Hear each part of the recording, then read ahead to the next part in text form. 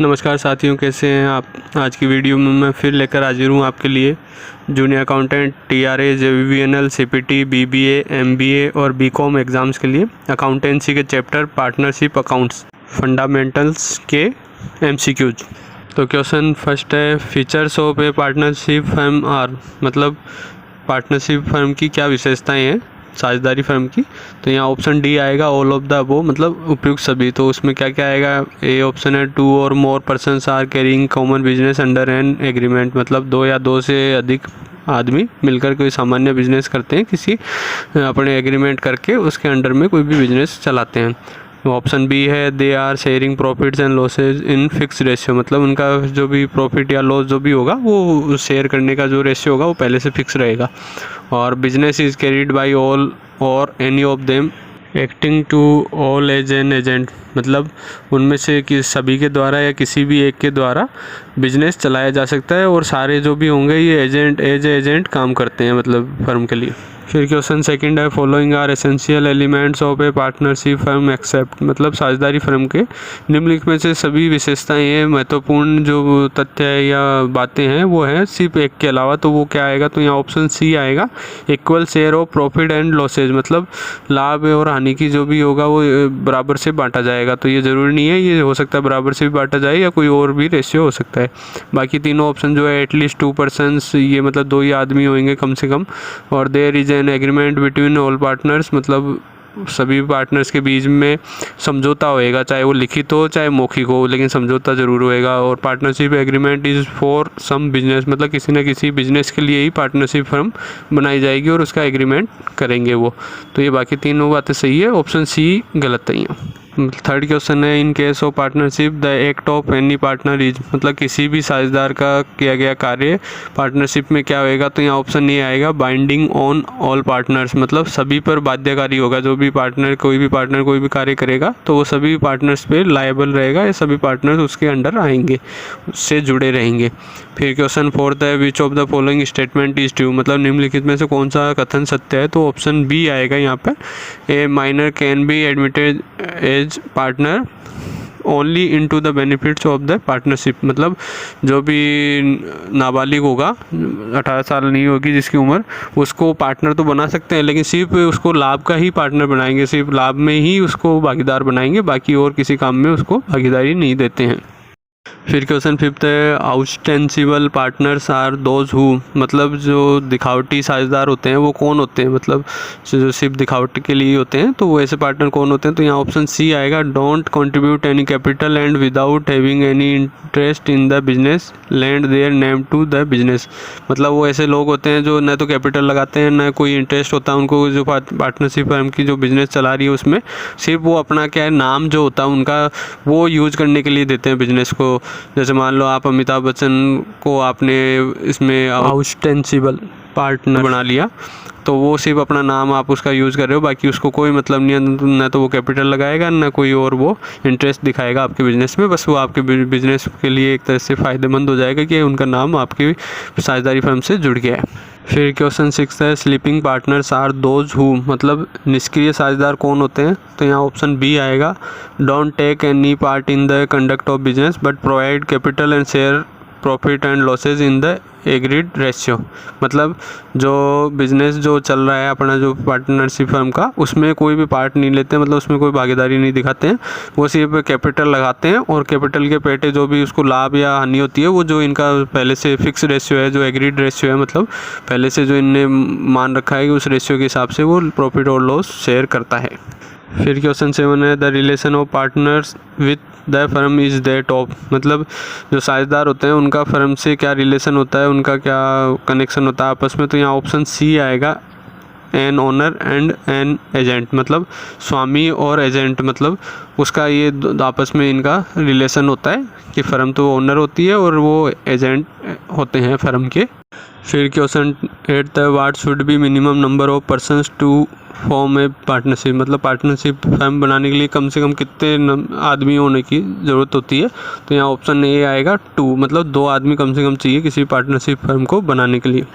फिर क्वेश्चन 9 है, number of partners in a partnership firm में भी, मतलब किसी भी साझेदारी फर्म में कितने पार्टनर्स हो सकते हैं, कितने साझेदार हो सकते हैं। तो जैसे अभी अपन ने मिनिमम नंबर्स की बात की थी, कितने होने चाहिए, तो वो 2 अपन ने बात की थी। अब यहाँ बात कर रहे हैं अपन मैक्सिमम कितने हो सकते हैं पार्टनर्स किसी भी फर्म में। तो यहाँ ऑप्शन डी आएगा, मैक्सिमम 50, मतलब ज़्यादा से ज़्यादा 50 जने ही पार्टनरशिप फर्म में साझेदार बन सकते हैं, उससे ज़्यादा फिर दूसरी फर्म ही उनको खोलनी पड़ेगी।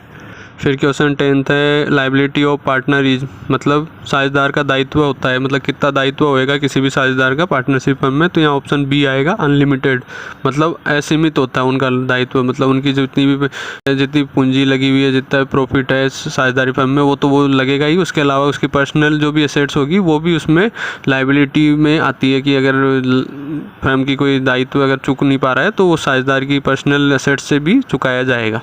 फिर क्वेश्चन 11 है, which one of the following is not an essential feature of partnership, मतलब साझेदारी का कौन सा एक महत्वपूर्ण विशेषता नहीं है निम्नलिखित में से। तो यहाँ ऑप्शन डी आएगा, the business must be carried on by all the partners, मतलब सभी साझेदारों द्वारा जो बिजनेस है वो चलाया जाएगा। तो अपन ने पहले ही बात की थी, जरूरी नहीं है कि सभी चलाएं, कोई एक भी चला सकता है या कुछ लोग बीच 2-4 जितने चाहें वो बिजनेस को चला सकते हैं, सभी का चलाना ज़रूरी नहीं है।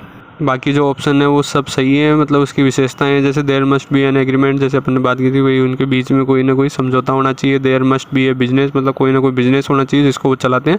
और the business must be carried on for profits, मतलब लाभ कमाने के लिए वो बिजनेस हो, मतलब ऐसे नहीं है कि अपन किसी और काम के लिए, वो लाभ कमाने के हिसाब से ही उनने बिजनेस चला रखा होना चाहिए।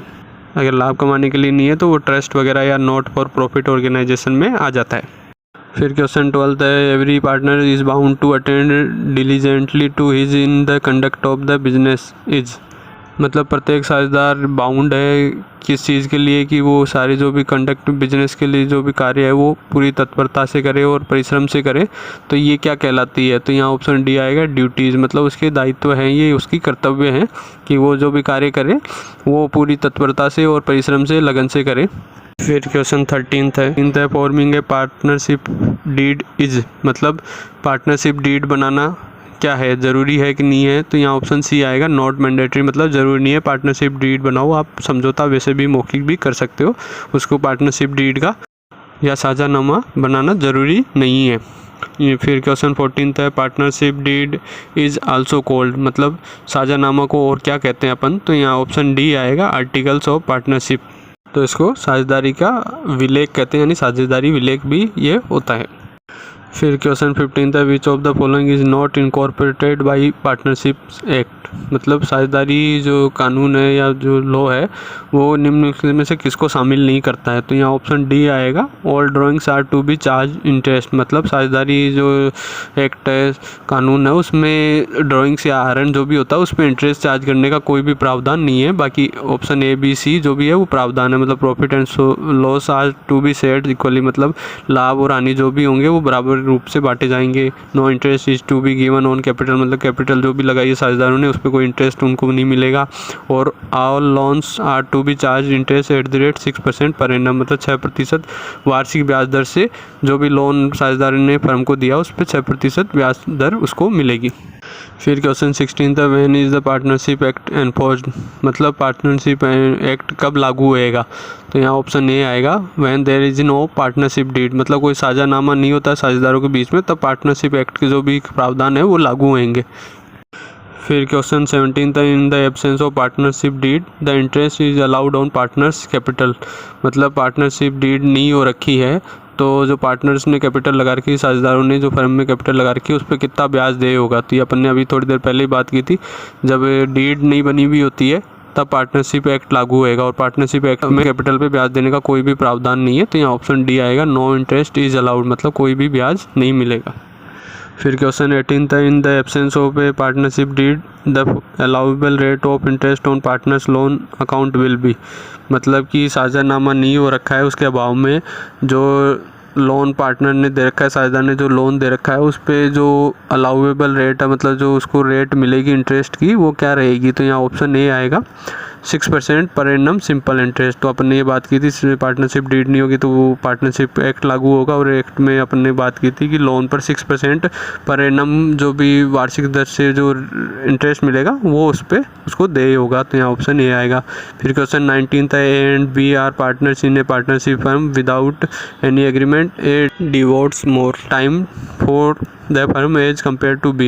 A will get the following commission in addition to profit in the firm's profit। मतलब A और B साझेदार हैं किसी साझेदारी फर्म में, लेकिन उनने कोई एग्रीमेंट या साझानामा नहीं कर रखा है, और A जो है वो B से ज़्यादा समय देता है अपने बिजनेस में या फर्म में, तो A को क्या मिले, कमीशन मिलेगा प्रॉफिट के अलावा, बिजनेस के जो भी प्रॉफिट होंगे उसमें। तो यहाँ ऑप्शन डी आएगा, नन ऑफ द वो, मतलब कुछ भी नहीं मिलेगा। क्यों नहीं मिलेगा? क्योंकि जब इनके बीच में कोई एग्रीमेंट नहीं हो रखा है तो पार्टनरशिप एक्ट लागू होएगा, और पार्टनरशिप एक्ट में कमीशन देने का कोई प्रावधान नहीं है।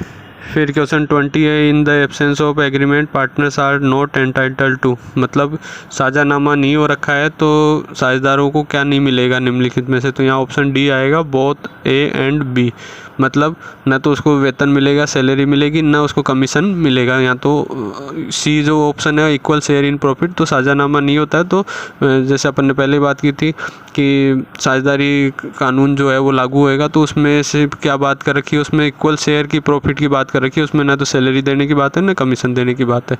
तो यहाँ ऑप्शन डी आएगा। तो साथियों, उम्मीद करता हूँ और वीडियो की तरह ये वीडियो भी आपको पसंद आई होगी। मेरी वीडियो को देखने के लिए धन्यवाद। अगर वीडियो पसंद आई हो तो लाइक अवश्य कीजिएगा, और से अपने फ्रेंड्स के साथ शेयर ज़रूर कीजिएगा। नेक्स्ट वीडियो में मैं फिर लेकर हाजिर रहूँगा आपके लिए और MCQs। तब तक के लिए प्लीज़ वेट कीजिएगा, और मेरे चैनल को सब्सक्राइब नहीं किया तो प्लीज़ सब्सक्राइब ज़रूर कीजिएगा। जय हिंद, जय भारत।